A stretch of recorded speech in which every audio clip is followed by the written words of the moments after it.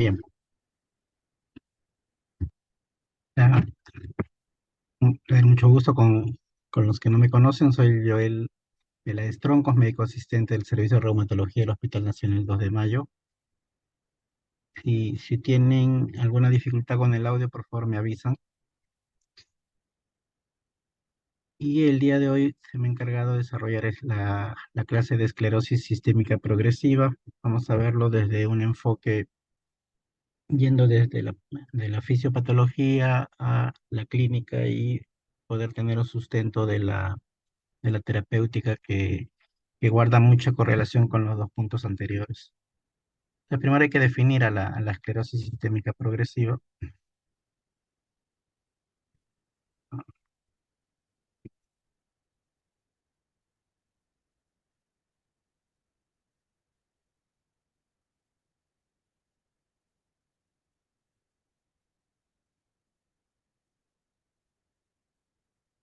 Bien, la definición de esta enfermedad es un grupo, en realidad un grupo heterogéneo de enfermedades que calzan bajo esta definición, en el cual existe una sobreproducción de la matriz extracelular acompañado de daño endotelial y todo esto regulado y mediado por un sistema inmune en el cual ha habido una alteración en su función. Por acá lo importante es de resaltar y que se ha tratado de hacer lo mismo en esta diapositiva, es que existe participación de tres tejidos o tres elementos que están implicados en la patogenia y también dan el fundamento teórico para poder nosotros entender la clínica e iniciar tratamiento. Me estoy refiriendo a la alteración de de la función fibroblástica, a a la alteración de las células endoteliales y también la coparticipación de la inmunidad adaptativa como representante del sistema inmunológico. Entonces, esta triada de células es lo que ustedes deben tener en cuenta y van a poder, a partir de esta interrelación celular, les van a poder entender los diferentes eventos que ocurren en esta enfermedad. Hablando un poco de datos, nosotros vamos a tener que los valores de prevalencia, incidencia son variables dependiendo mucho de de la etnia y localización geográfica, pero también va a depender mucho de los criterios usados para poder hacer clasificación o diagnóstico de los pacientes con esclerosis sistémica. En el tiempo han habido algunas clasificaciones que han ido siendo modificadas y mejoradas con las herramientas que actualmente se cuentan, como son la capiloroscopía, el poder hacer una mejor definición de enfermedad pulmonar intersticial y también hipertensión pulmonar, por ejemplo, y el tener más claro el enfoque de diagnóstico temprano de enfermedad. Entonces eso ha hecho que en la literatura uno puede encontrar diferentes números en cuanto a la prevalencia e incidencia, ¿no? Pero en general podemos encontrar que es más prevalente pues por esta latitud o este lado del mundo, que es América principalmente, tanto en el norte como en Sudamérica y también en la región asiática. Y si lo vemos por edades, hay un rango de referencia en edades de mayor prevalencia e incidencia de esta enfermedad que oscila por encima de los 40 años hasta cerca de la tercera edad, siendo más frecuente en mujeres con respecto a varones. Esto se encuentra que es muy repetitivo en otras enfermedades autoinmunes, ¿no? En la edad donde confluyen más pacientes con estos diagnósticos, ya sea en su forma clínica cutánea difusa o cutánea también limitada. Factor genético es un factor importante para la predisposición a enfermedad. Existen genes HLA y no HLA relacionados, pero si vamos al detalle de poder encontrar alguna importancia de alguno de estos genes, encontramos algunos en correlación con la producción de algunos autoanticuerpos importantes en la patogenia, como son las relacionados al anticentrómero o antitopoisomerasa 1, ¿no? Genes del HLA clase 2, como el DQV1 y el DRB1 y subtipos respectivos. Y si lo vemos desde el punto de vista de la participación de esos tres elementos celulares que habíamos mencionado en la primera diapositiva, tanto endotelio, fibroblasto y sistema inmune. También hay algunos genes candidatos que estarían relacionados a la disfunción de esos tejidos, ¿no? Como los que se mencionan en estos listados. Es así que la confluencia tanto de factores externos en un sujeto predispuesto va a originar que ocurran dos eventos tempranos, como son la vasculopatía y la alteración del sistema inmunológico. Esto puede tener traducción clínica. Nosotros cuando hacemos una revisión de los primeros síntomas o los síntomas más tempranos referidos en pacientes con esclerosis sistémica, es referido tanto el fenómeno de Raynaud como el proceso inflamatorio a nivel cutáneo y evidenciado en la zona de manos y pies, ¿no? El edema de manos, por ejemplo, como los cambios más tempranos de enfermedad. Esto nos da un indicio de cuánto puede anteceder la disfunción en esos tejidos antes de dar las manifestaciones pues, más características de la enfermedad.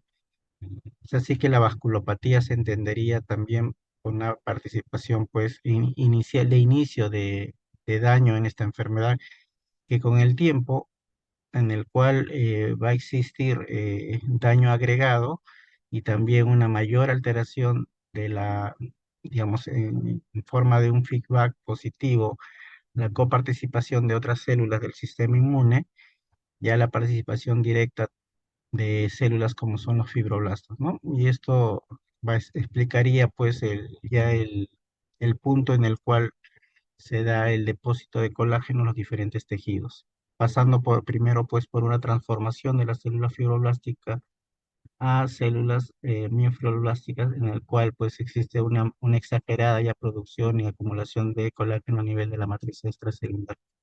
Traducido esto como daño de órgano al final, un órgano que va a tener fibrosis, un órgano que va a tener una alteración en la perfusión sanguínea y un órgano donde va a haber pues proliferación o presencia importante de células del sistema inmune, tanto adaptativa como incluso células residentes en los diferentes tejidos, lo cual pues se va a traducir clínicamente ya como una manifestación específica. Entonces, todos estos factores tienen secuencias de eventos donde, bueno, para mencionar un resumen, inicialmente va a haber lo que se le menciona, activación de células endoteliales y posterior daño del mismo, o sea, daño de la arquitectura del endotelio, lo cual predispone la expresión de algunos receptores endoteliales y también la producción de moléculas proinflamatorias como la interleuquina 6 o el factor de crecimiento transformante beta, lo cual favorecería pues la fibrosis, la agregación plaquetaria y la vasoconstricción. Todos estos cambios dan lugar a la vasculopatía, que es diferente a vasculitis. Como ven acá en este listado, no tenemos nosotros infiltrado inflamatorio dentro del vaso. Acá lo que sucede principalmente es la vasculopatía.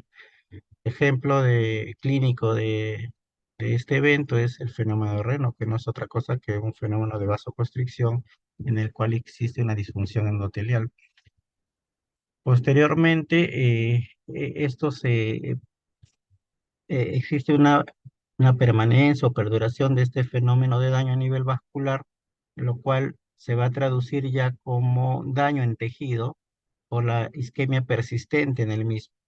Evidencia del mismo, por ejemplo, si hablamos del tejido de piel, encontraremos pues la presencia de úlceras cutáneas o digitales o la presencia pues de reinos prolongados o sostenidos que originan síntomas como puede ser pues el dolor relacionado a isquemia o la alteración en el trofismo celular, y esto puede darse en realidad en cualquier tejido. Posteriormente ya existe en coexistencia con factores ambientales o factores agregados, pues un aumento de la respuesta inmune, eh, perdurando esto, haciendo que perdure en forma indefinida a nivel del endotelio, pero también ya acá ya hay participación de daño en diferentes tejidos diana, como son el sistema gastrointestinal, el respiratorio y cardiovascular como los órganos más importantes. Ya si es que este proceso de alteración en la perfusión persiste, ya se produce un de neoangiogénesis que es mediado por estos factores que están referidos en este cuadro, pero se da en forma ineficiente o defectuosa, lo cual altera la morfología tanto de los capilares como también de la irrigación de los diferentes tejidos, llevando pues a una hipoxia persistente y a una marcada disfunción endotelial, ¿no? Y la consecuencia pues es ya daño establecido, daño no reversible de los diferentes órganos como consecuencia pues de este proceso de alteración en la función vascular, ¿no? Ejemplo de daño ya establecido, la presencia de hipertensión pulmonar en los pacientes con esclerosis sistémica. Y en una fase ya posterior, vemos que esto trae consecuencias directas en la matriz extracelular con la coparticipación del fibroblasto como célula central, su diferenciación a célula miofibroblastica, lo cual se va a traducir como la presencia de fibrosis, ¿no? En diferentes tejidos. Bueno, y acá no tenemos otra cosa que las consecuencias ya finales y que pueden ser ya traducidas clínicamente en un paciente, como la clínica característica de la enfermedad, ¿no? Las zonas induradas, la presencia de fibrosis pulmonar, alteraciones en la motilidad gastrointestinal, y si lo vemos desde el punto de vista vascular, la probabilidad de tener hipertensión pulmonar, la probabilidad de tener alteraciones también en la profusión del arterial renal y la posibilidad de tener crisis renales, ¿no? Poniendo algunos ejemplos. Entonces, vean cómo el endotelio en sí es un tejido importante y determinante de progresión de daño y que inicia el proceso en la enfermedad y a lo largo de todas las fases, tanto tempranas como tardías, es de repente el determinante de que la enfermedad pues progrese. En un inicio con síntomas pues menores como pudiese ser un fenómeno Raynaud, en una etapa ya tardía donde la hipoxia ya es evidente, la isquemia y la fibrosis ya establecida por la coparticipación de fibroblasto, llevando ya a daño establecido en una fase tardía de enfermedad. La idea es resaltar eso. Entonces, para poder recordar, ustedes deben tener claro que existe en un inicio el proceso de daño endotelial como el evento inicial, disparador de toda la secuencia de eventos, en una fase tardía ya participación fibrolástica y todo esto mediado, regulado por células de inmunidad principalmente adaptativa, ¿no? Esta participación de inmunidad adaptativa también se ve redirigida hacia este camino en el cual predomina linfocitos que tienen respuesta tipo TH2. Como pueden haber de repente repasado en clases de inmunología, esto está más correlacionado a la coparticipación del linfocito B, producción de autoanticuerpos y algunas moléculas o interleuquinas también proinflamatorias que nos llevan a ese tipo de respuesta, ¿no? Y que predominan sobre el otro tipo de respuesta que, por ejemplo, la ven en artritis reumatoide, que es la respuesta TH1. En sí existe coexistencia de ambas respuestas, pero con predominancia de respuesta TH2. Acá es importante resaltar que en relación a la función endotelial y del fibroblasto tenemos factores de crecimiento que favorecen o estimulan la mayor fibrosis tanto a nivel de los tejidos como de los vasos.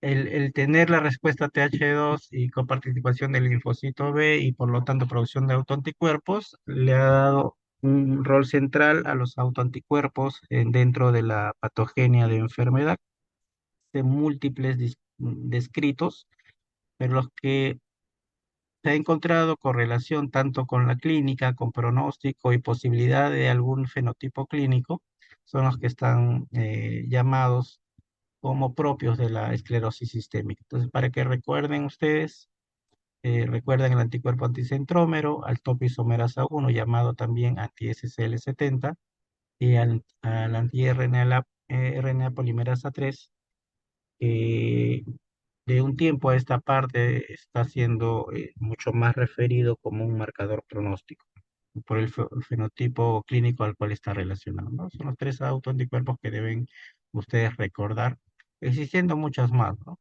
Que algunos tienen menor frecuencia, pero no menor importancia.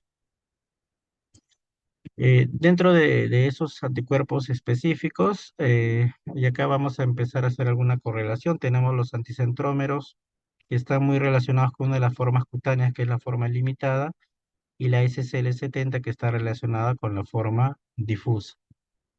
Ya cuando ustedes han hecho su clase de laboratorio, sus respectivas sedes, habrán hecho referencia que los anticuerpos antinucleares pues, nos dan diferentes patrones, ¿no? Y hay patrón anticentromérico, patrón nucleolar. Cada uno de esos dos patrones está correlacionado con estos anticuerpos específicos, como son el centrómero y el SSL70. Y como ven, guardan correlación con las dos formas principales de presentación de la esclerosis sistémica. Estos anticuerpos no solo quedan en relacionarse con un fenotipo clínico, sino también con la posibilidad de asociar algunas manifestaciones clínicas. Y de todas estas, las que tienen más importancia son las que he puesto acá resaltado en esta diapositiva. En relación al anticentrómero, tenemos su correlación con hipertensión arterial pulmonar y antitopoisomerasa, pues el mayor riesgo de desarrollar fibrosis pulmonar, o EPIC específicamente, que conlleva la fibrosis pulmonar. Pues son factores de riesgo o factores que pueden estar asociados a la mayor frecuencia de estas dos manifestaciones. Y si nos vamos al otro anticuerpo que les mencioné que era importante, el RNA polimerasa 3, se presenta pues con un compromiso difuso de piel y también la posibilidad o mayor correlación con las crisis renales asociadas a esclerodermia. He visto que es necesario siempre, ya cuando nos vamos a la parte clínica, enmarcar bien el concepto de esclerosis sistémica, y para eso esta tabla nos ayuda. Miren, el término en general sería esclerodermia, y nosotros podemos tener dos formas de esclerodermia: aquella que solo está limitada a la piel y aquella que afecta piel y vísceras. En reumatología nosotros hacemos referencia y estudio a la esclerosis que afecta piel y vísceras, que ya conocida como esclerosis sistémica progresiva, ¿no? ESP. Si solo está limitado a piel, sin compromiso de órgano, eso es terreno más de los dermatólogos. Ellos usan también el sinónimo de morfea para las formas localizadas.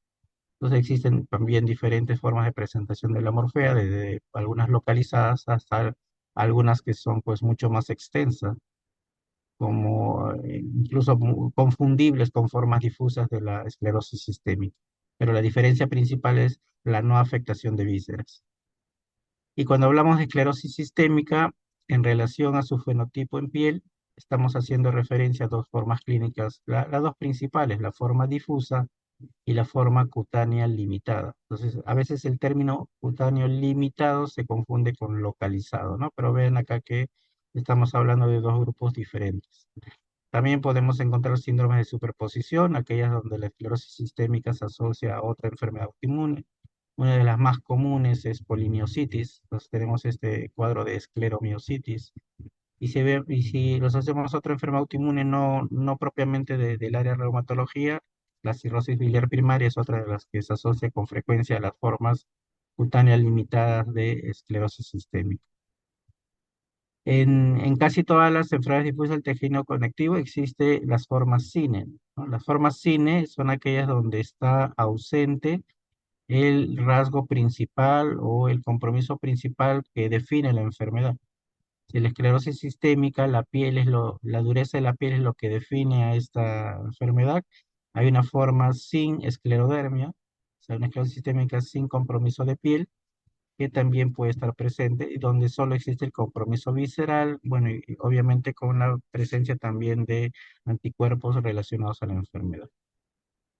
Entonces, para que quede claro de repente las formas clínicas cuando hablamos de cutánea difusa y cutánea limitada, entonces este esquema nos puede de repente representar lo mismo. Esta es la forma cine, la primera imagen, la segunda es la forma limitada y la cuarta es la forma difusa. Algunos casos que tienen rasgos intermedios también, ¿no? Que puede tener poco más parecido a una limitada que a difusa, pero sin necesariamente llegar a estar muy claro la diferencia, ¿no? Entonces esas formas son las formas intermedias. En el año 2013 ya hubo una modificación en los criterios de clasificación, tanto el grupo europeo como americano, para clasificar la enfermedad.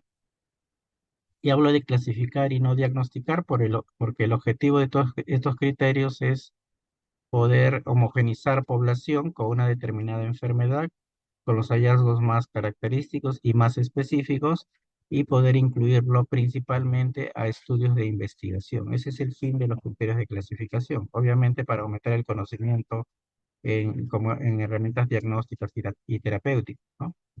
Entonces, basado en estos sistemas que nos permiten clasificar al paciente, pues nosotros tenemos también una herramienta que puede acercarnos al diagnóstico.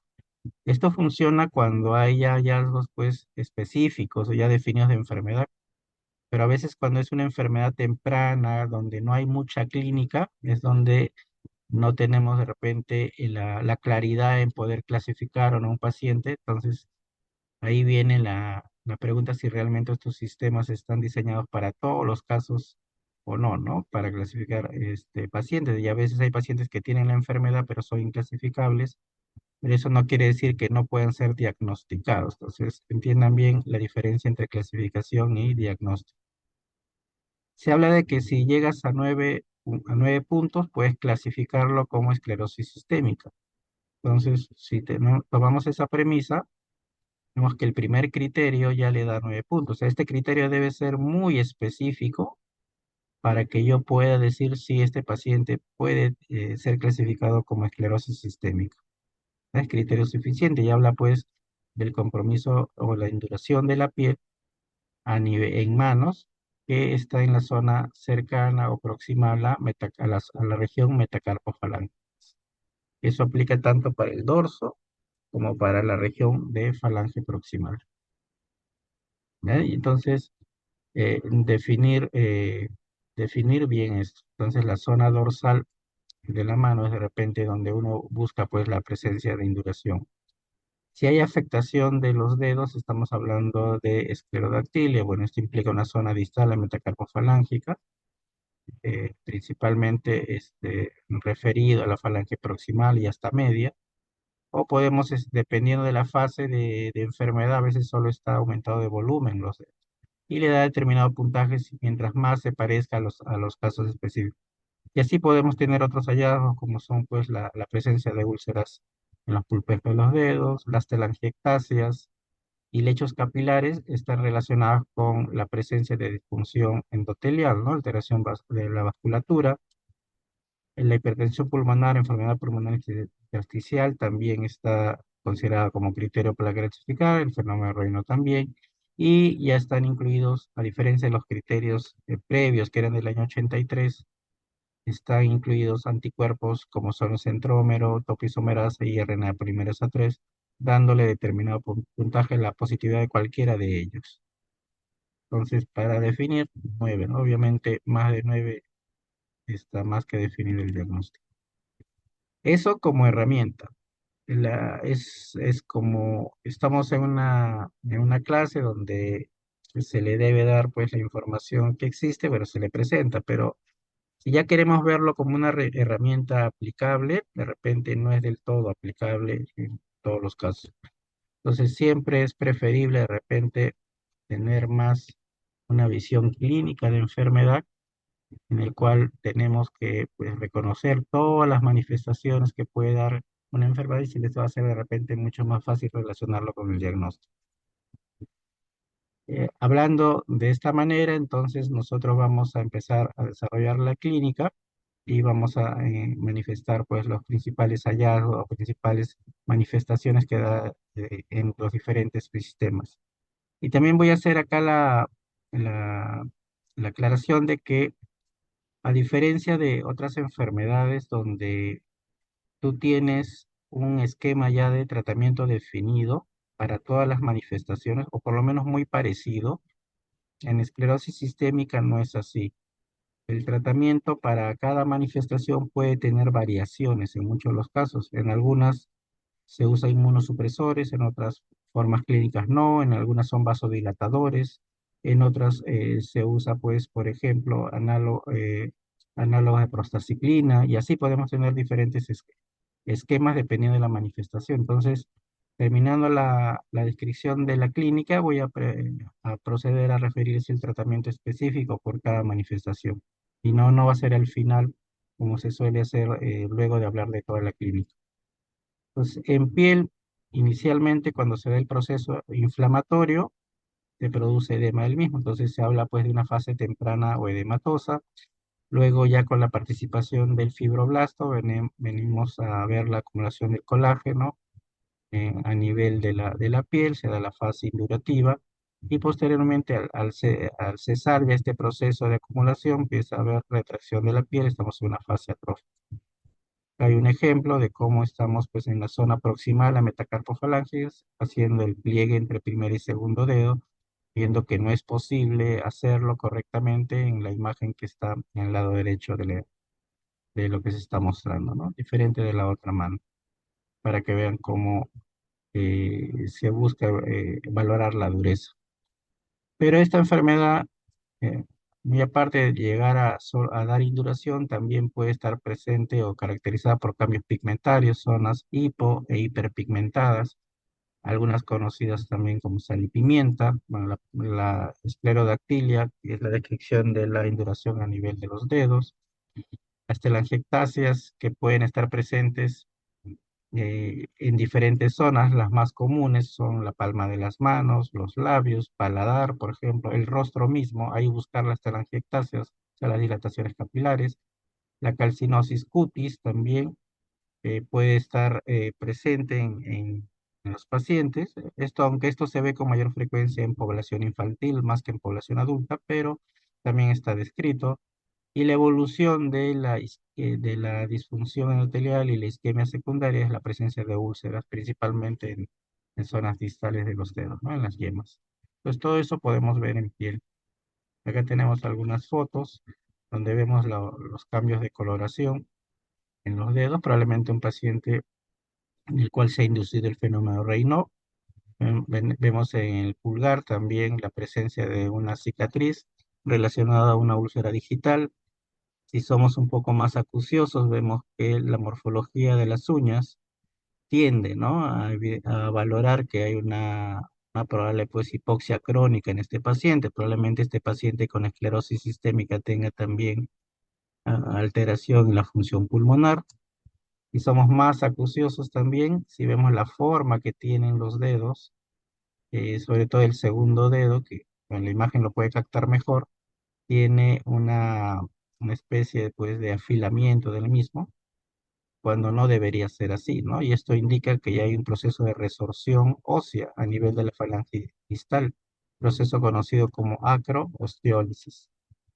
Entonces, esta mano es muy informativa, ¿no? No solo ver que no se ve bien los pliegues, sino que hay otros detalles que pueden acercarte al diagnóstico, ¿no? De una esclerosis sistémica. Incluso acá en el dorso del primer dedo, una telangiectasia aparece, aparte de los cambios pigmentarios que hay en el dorso de la mano, zonas hipo e hiperpigmentadas. La fase edematosa también, asociado a cambios también en la circulación, un fenómeno de Raynaud, y también un poco más de cianosis digital en cuarto y quinto dedo. Y acá sí es más evidente que este paciente ha tenido, bueno, acá puede haber sido traumático, pero mira, la ausencia de falange, integridad de la falange distal y de la uña de ese dedo, el segundo dedo. Más para ver fase edematosa de enfermedad. Es importante reconocer esta fase porque es fase temprana y casi todos los esquemas de tratamiento funcionan mejor en esta etapa de enfermedad que cuando ya hay induración de la piel, donde no hay mucha evidencia de fármacos efectivos. Úlceras digitales, un paciente con Raynaud, las telangiectasias también a nivel perioral y también, bueno, está ya, es notorio la disminución de la apertura bucal en esta paciente. al paciente con ya probablemente enfermedad avanzada. Telangiectasias en palmas y el tercer dedo no está así en forma voluntaria, sino hay una retracción de la piel y tejidos más profundos que originan una contractura en flexión del tercer dedo, propio ya también de compromiso pues de estructuras periarticulares. Hemorragias también en el lecho periunguial, como se ve acá, y también uñas que tienen, aunque esta parece que se ha hecho algún tratamiento en las uñas. No son sus uñas propiamente, pero sí se pueden ver las hemorragias ahí. Esta es una radiografía informativa de un paciente con esclerosis sistémica, donde estamos viendo la presencia de calcinosis. Nuestras imágenes radiopacas, aunque la radiografía no es de muy buena calidad, pero donde hay más radiopacidad corresponde a calcificaciones. Y nos damos cuenta que es una enfermedad inflamatoria porque, pues miren, hay disminución de la mineralización a nivel yuxtaarticular y ven la ausencia en algunos casos o un rezago de falanges en otras, ¿no? Tanto medias o falanges distales en este paciente. Paciente con una esclerosis sistémica también. Bien, como les mencioné, el tratamiento. La oportunidad de tratamiento es mejor cuando estamos en fase temprana. Y acá estamos hablando principalmente fase edematosa o indurativa temprana. Fármacos modificadores de enfermedad son indicados. Micofenolato mofetilo y metotrexate tienen el mismo nivel de evidencia como posibilidad de tratamiento. Ciclofosfamida en realidad tiene buena respuesta, aunque su indicación primaria es pacientes con enfermedad pulmonar. Solo que si uno tiene los dos compromisos y quisiera, y priorizando el compromiso pulmonar, también puede mantener buena respuesta a nivel de piel. Por eso es que se considera como una opción en estos pacientes. Igual, el mismo concepto diríamos para el trasplante de células madre hematopoyéticas, en el cual también en el contexto de enfermedad pulmonar, incluso refractaria a tratamiento convencional, se ha visto que estos casos también mejoran la evolución de la enfermedad en piel, ¿no? Aunque primariamente no es que esté indicado para piel el hacer esto, sino en forma secundaria mejoran cuando se trata al pulmón. Bien, hasta esa primera parte, ¿tienen alguna pregunta?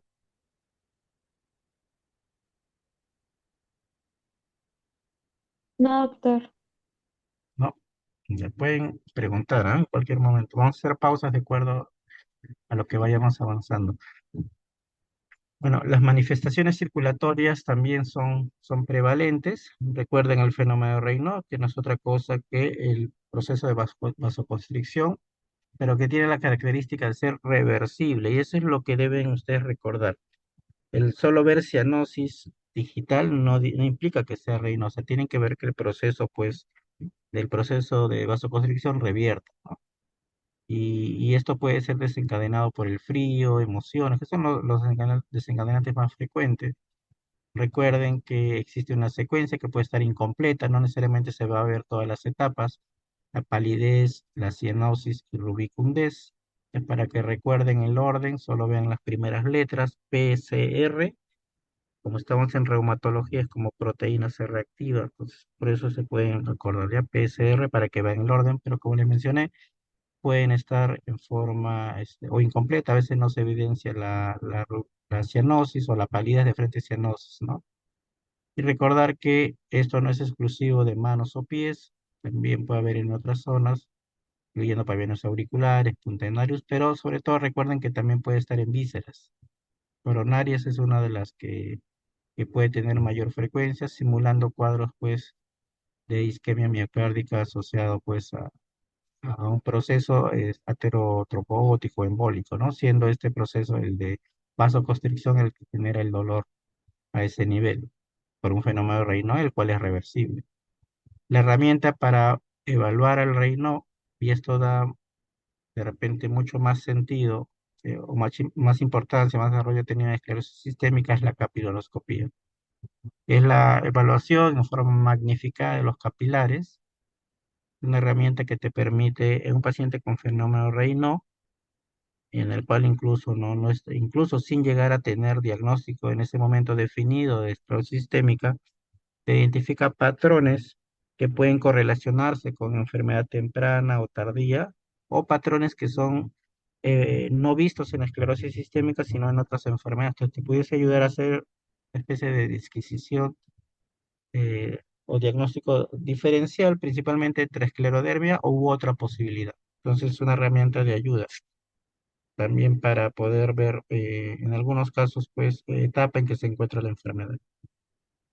Ya acá vemos un ejemplo del fenómeno Raynaud y esto también me permite saber que no necesariamente es homogénea la etapa, ¿no? Pero veo un dedo pálido y un dedo cianótico. O sea, no necesariamente tienen que estar todos en la misma etapa de presencia, de cambios vasculares.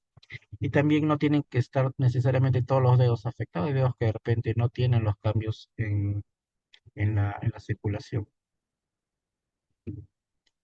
Bien, tratamiento, y esto es importante, el factor precipitante debe ser eliminado si es posible. Entonces el paciente, si fue el frío, tiene que dársele una fuente de calor lo más rápido posible, estufas, acercarse pues a la cocina, tiene que usar medios de protección, guantes de lana y guantes de algodón, incluso por debajo de los de lana, y evitar el contactar pues el frío directamente. En el caso que sea el estrés, manejar la situación, ¿no? Que ha desencadenado el estrés del paciente. Si ya hablamos de fármacos, la terapia de primera línea hasta el momento son los bloqueadores de canales de calcio. Nifedipina, el más usado hasta la fecha. No es lo que, a pesar de tanto tiempo, es la droga de primera elección. Para casos refractarios tenemos inhibidores de la 5-fosfodiesterasa, incluso los reinos severos con ilopros indos. La fluoxetina en algún momento tuvo indicación, pero con grado de recomendación bajo, ¿no? Entonces, dudosa su respuesta, pero está incluido como tercera línea de opciones de tratamiento. Bien, hasta ahí, ¿alguna pregunta?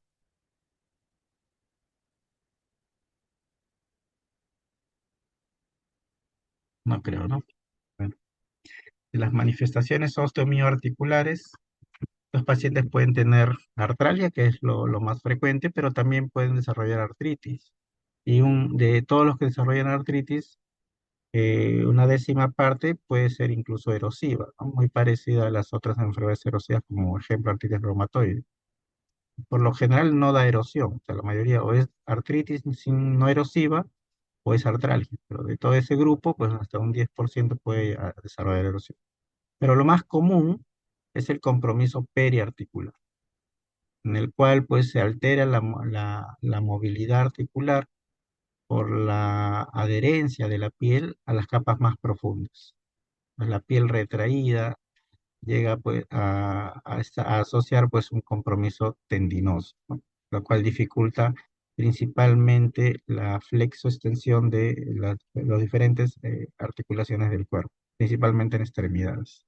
Ya van a haber contracturas en flexión de codos, muñecas y dedos de las manos. De la zona muscular, bueno, la hipotrofia o atrofia muscular está por lo general más asociada a desuso, ¿no? Porque es una articulación con movilidad reducida. Y si hablamos de un proceso inflamatorio propiamente del músculo, es poco frecuente, aunque puede ser descrito, ¿no? En cual se produce en forma rara una miositis, no de grado alto como las enfermedades musculares inflamatorias, pero sí movilizan enzimas. Y esto puede ser una diferencia de repente cuando ustedes vean un paciente con esclerosis sistémica y debilidad, y donde el aumento de enzimas pues es muy marcado. Eso probablemente, más que pensar en que es una manifestación de la esclerosis sistémica, está avisando de que probablemente sea una superposición entre una miopatía y la esclerosis sistémica, si los valores son muy altos.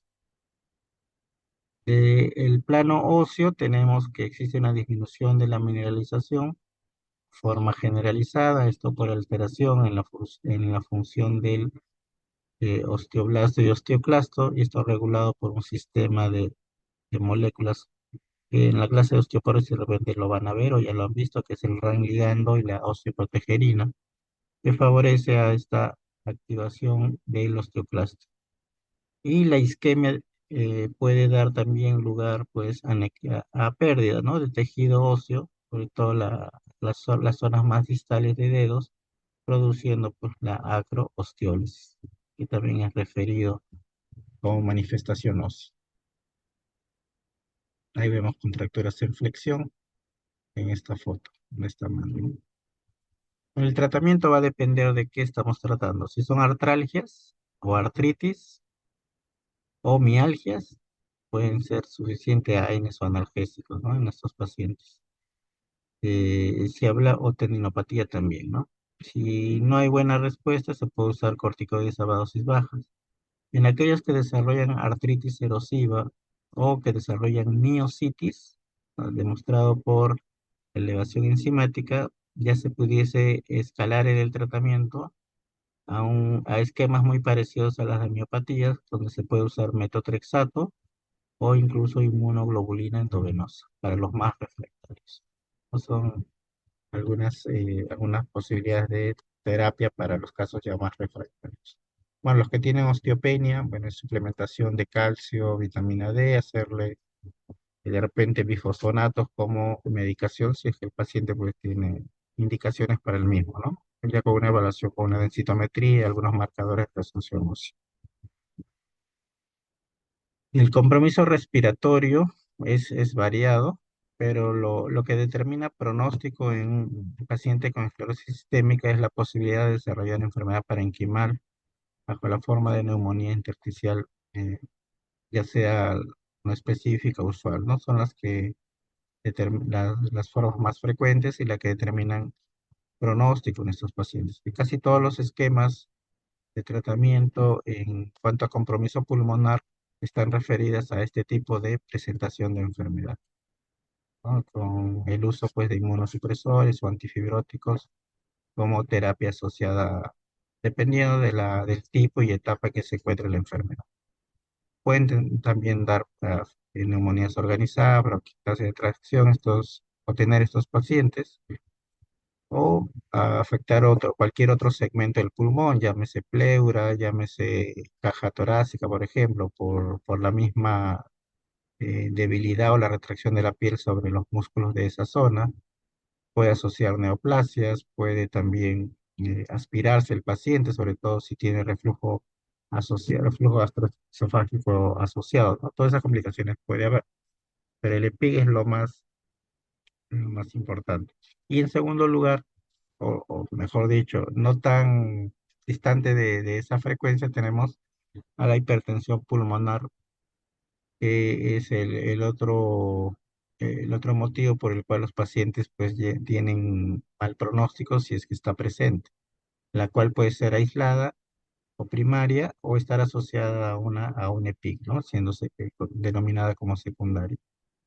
Y en el contexto de un compromiso renal, donde hay falla renal rápidamente progresiva, hipertensión arterial, que puede llevar pues a falla cardíaca, estaríamos en el contexto de un edema pulmonar, ¿no?, asociado a esta crisis renal de escleroderma. Entonces, bueno, acá tenemos una específica donde hay vidrio deslustrado, sobre todo a nivel de la periferia, que indicaría un proceso inflamatorio agudo donde tiene sentido usar pues inmunosupresores, o una neumonía usual donde ya hay la fibrosis establecida, panal de abeja ya más resaltante como hallazgo de tomografía, y donde probablemente sea más indicativo los antifibróticos que en sí los inmunosupresores. Entonces, el tratamiento muchas veces del EPIC va a depender de en qué momento de enfermedad esté o del riesgo de progresión, porque se les hace seguimiento a los pacientes y se determina si este paciente tiene en un tiempo determinado, pues aumento o rapidez de progresión de enfermedad. Eso va a definir si es que amerita o no amerita incluir inmunosupresor en su tratamiento. Entonces ahí tenemos opciones como ciclofosfamida, micofenolato mofetilo, y yo antes que cetiapina pondría rituximab, ¿no? Son los tres que tienen más evidencia como primera línea. Para casos ya refractarios sería el trasplante, como se les mencionó en la parte de piel, que puede ayudar, pero principalmente la indicación es pulmonar. Y el cetiapina lo bajaría más, pero también es una opción que ha sido usada durante buen tiempo, sobre todo cuando no estamos en una etapa pues de fibrosis ya establecida. Para hipertensión pulmonar, dentro de lo que existe como primera línea, tenemos a los dos primeros, perdón, a los antagonistas del receptor endotelina como primera línea, junto con los inhibidores de 5-fosfodiesterasa, son los tratamientos de primera línea. Pero para casos refractarios tenemos a los prostanoides, los que no responden a esas dos alternativas.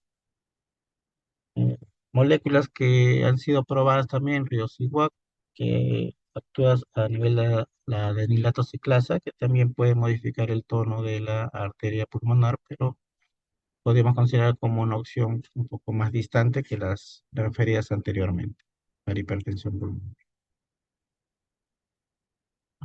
Dentro del compromiso gastrointestinal, tenemos que cualquier segmento del tracto gastrointestinal puede afectarse. Entonces vamos incluso desde la boca, ¿no? Pacientes pueden tener úlceras orales a veces, y esto no en forma primaria, sino asociado de repente a una complicación propio de la enfermedad en relación pues al reflujo o al sobrecrecimiento también de la población bacteriana a nivel oral. Más importante para poder intervenir es lo que sucede por debajo de este segmento. Entonces tenemos compromiso de esófago, estómago, intestino delgado, grueso y ano recto, ¿no? Y así tenemos algunas manifestaciones referidas al proceso de dismotilidad en los diferentes segmentos. Por ejemplo, la posibilidad de desarrollar reflujo gastroesofágico por alteración del esfínter esofágico inferior, el esófago barrec secundario a este proceso de metaplasia por la acidez pues, continua que sucede en esos pacientes, cual puede llevar también a zonas estenóticas, ¿no? Pudiendo llegar incluso este paciente a tener una calasia bien marcada y la esofagitis secundaria al reflujo mismo. La dismotilidad también puede estar en estómago, puede haber ectasias vasculares, ¿no? Esto que se traduciría también en una alteración de la mucosa gastrointestinal, produciendo o dando el contexto adecuado para que se pueda dar enfermedad ulcerosa péptica debido a esta alteración en el flujo sanguíneo dentro de la mucosa gastrointestinal. Bueno, gastritis, úlceras y relación con cánceres también está descrito en estos pacientes. La dismotilidad puede ser relacionada a la posibilidad de sobrecrecimiento bacteriano y posterior perforación o complicaciones, algunas de estas incluso quirúrgicas, por la presencia de alteraciones en la pared del intestino delgado. Lo mismo puede suceder a nivel del colon, pero el colon principalmente se ve complicado con la presencia de vólvulos o divertículos en relación a este cambio en la motilidad. Y la incontinencia anorrectal también referida por disfunción del esfínter, pues a ese nivel.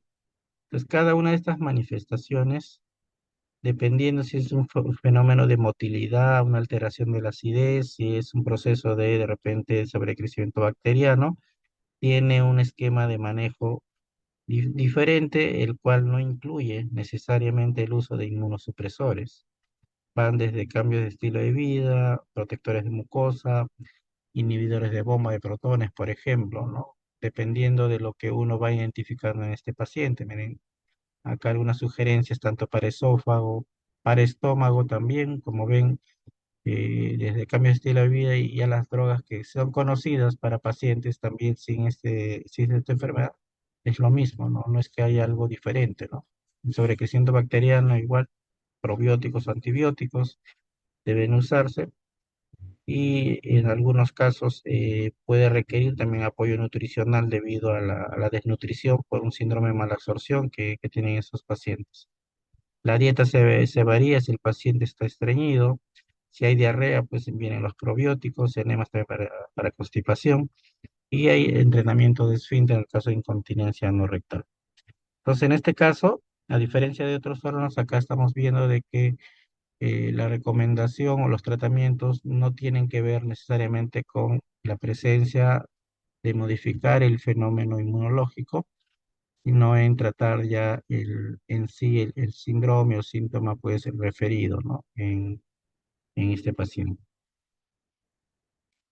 El compromiso renal puede haber diferentes manifestaciones o hallazgos en realidad, ¿no? Puede haber pues síndrome nefrítico, por ejemplo, alteraciones tubulointersticiales, hipertensión asociada, pero lo que más preocupa en esclerosis sistémica es la presencia de crisis renales. Las crisis renales implican la confluencia de una falla renal rápidamente progresiva e hipertensión arterial, pues de difícil control. Y esto asociado a una alteración del eje entre renina, angiotensina, aldosterona, ¿no? Esta manifestación era una complicación frecuente, estoy hablando hasta los años 70, en que se empezaron a usar los IECAS. Es la principal causa de muerte de los pacientes con esclerosis sistémica.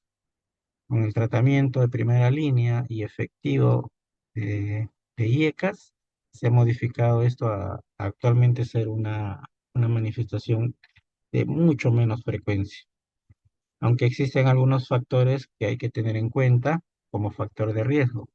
Ejemplo, pacientes que tengan el RNA polimerasa 3, en el contexto de tener enfermedad también difusa o cutánea difusa, y de repente más importante, el uso de corticoterapia. La corticoterapia en pacientes con esclerosis sistémica representa un riesgo para desarrollar crisis renales.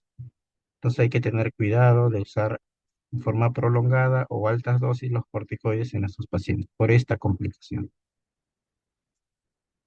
Y acá podemos de repente en ese esquema resumir las diferentes manifestaciones y también algunas alternativas que se usan pues para el- las manifestaciones, todo entendido desde el punto de vista fisiopatológico, donde vemos coparticipación del endotelio vascular y las manifestaciones asociadas, o la alteración en la función fibroblástica y también las manifestaciones tanto en piel, pulmón, por ejemplo, y todo esto regulado pues por un sistema inmune en el cual se da una alteración de la respuesta y la pérdida de la tolerancia o la falla en el control pues de esta respuesta mediante una pérdida de tolerancia.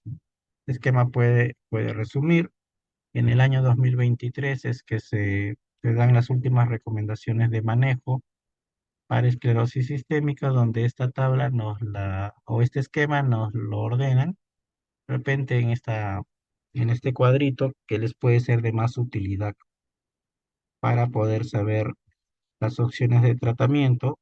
Y acá las han graduado como A, B, C, D, de acuerdo al nivel de evidencia que tienen, bueno, y obviamente al grado de recomendación, ¿no? Que por tanto se da. Entonces acá es un resumen de lo que se ha estado manifestando en la clase. Los CCB son bloqueadores de canales de calcio, inhibidores de fosfodiesterasa. Ya tenemos a los prostanoides, por ejemplo, ¿no? Como opciones para Raynaud. En úlceras digitales ingresa el Bosentan, que es un antagonista de entotelina 1, por ejemplo. Tenemos esas opciones de tratamiento. Menos evidencia, por ejemplo, ¿no? El Riociguá que les había mencionado. Para músculo esquelético, el metotrexate como una opción importante en el caso de paciente que tenga miositis o que tenga artritis, aunque poco nivel de evidencia, pero es una opción. Habíamos dicho que primero prueben pues con AINES, corticoides, por ejemplo. Y para piel, rituximab, metotrexate, miclofenolato es una buena opción, al igual que el pulmón. Nintedanib entraría en el contexto de enfermedad pulmonar intersticial. Y bueno, acá hay una droga que de repente necesita más estudio para poder ser incluido con un mejor grado de recomendación, que es el tocilizumab, que es un antagonista del receptor de interleuquina 6, que se usa en otras enfermedades como artritis reumatoide con otra evidencia, ¿no? Acá propiamente está ingresando como una alternativa importante.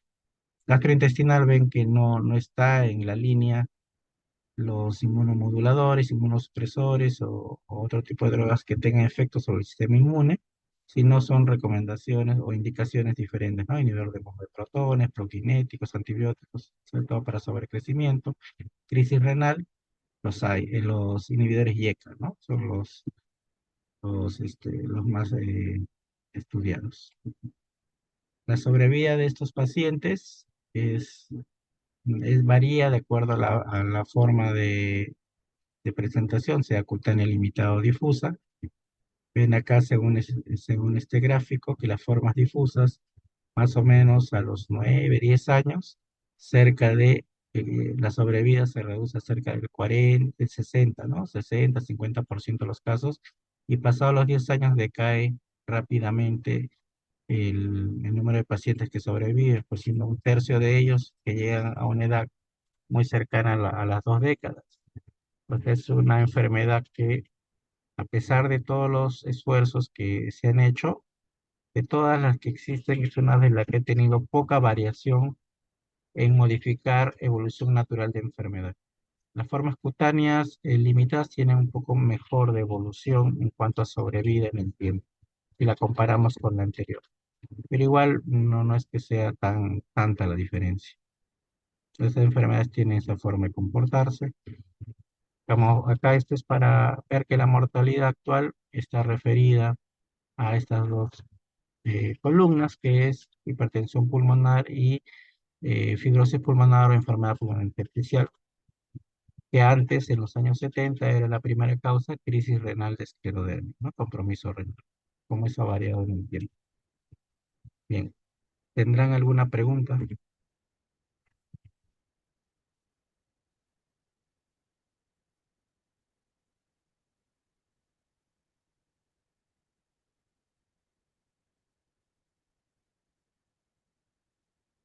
¿Alguna pregunta?